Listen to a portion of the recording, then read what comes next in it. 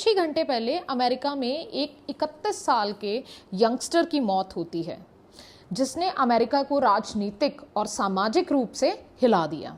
इस 31 साल के युवक का नाम था चार्ली किर्क।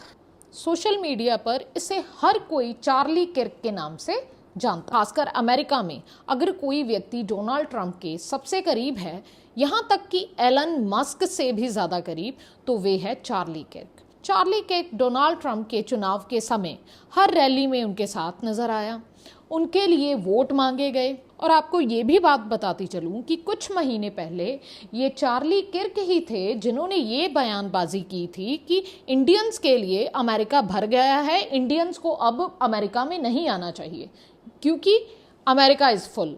इस वजह से अमेरिकन कम बैक टूर शुरू होने से पहले हजारों ऐसी अर्जियां दायर की गई जिनमें कहा गया था कि चार्ली किर्क को यंग स्टूडेंट्स से दूर रखा जाए क्योंकि उनकी बहुत कट्टर सोच और यंगस्टर्स के दिमाग में किसी विशेष समुदाय के प्रति नफरत पैदा कर सकती है। और ऐसा ही एक स्थान था यूटा वैली यूनिवर्सिटी, जहां 10 सितंबर को कुछ घंटे पहले दोपहर के समय चार्ली किर्क पहुंचे थे और इस यूनिवर्सिटी के लगभग 10,000 स्टूडेंट्स वहां इकट्ठा हुए थे और वह इस कमरे में बैठकर उनसे बातचीत कर रहे थे। जब ये कार्यक्रम शुरू होता है, एक स्टूडेंट ने चार्ली किर्क से ये सवाल किया था कि आजकल ऐसा समय आ गया है कि कोई भी बंदूक लेकर सड़कों पे निकलता है और बहुत सारे लोगों को मार के चला जाता है।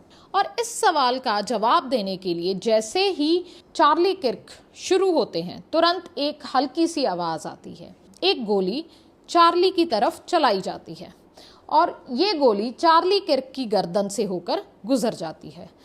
और इस जगह पर जहाँ पर इतने स्टूडेंट्स इकट्ठा हुए थे, यहाँ पर बहुत ज़्यादा डरावना माहौल बन जाता है और सभी उस समय ज़मीन पर लेट जाते हैं। कुछ सेकंड बाद हज़ारों लोग उठते हैं और अलग अलग दिशाओं में भागने लगते हैं और चार्ली किर्क को उनके बॉडीगार्ड्स हॉस्पिटल ले जाते हैं। और कुछ ही सेकंड्स के बाद अमेरिका के राष्ट्रपति डोनाल्ड ट्रंप ने चार्ली किर्क की मौत की खबर दुनिया के सामने पेश कर दी। अमेरिकी समाज पूरी तरह से दो हिस्सों में बंट गया।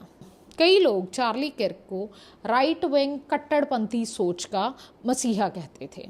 जेडी वैंस ने तो यहाँ तक कहा कि चार्ली किर्क एक शहीद इंसान है। और कुछ ही सेकंड्स के बाद ये खबर दुनिया तक पहुंचती है कि जो भी शूटर था उसे गिरफ्तार कर लिया गया है, लेकिन कुछ ही सेकंड्स बाद ये केवल एक अफवाह साबित होती है।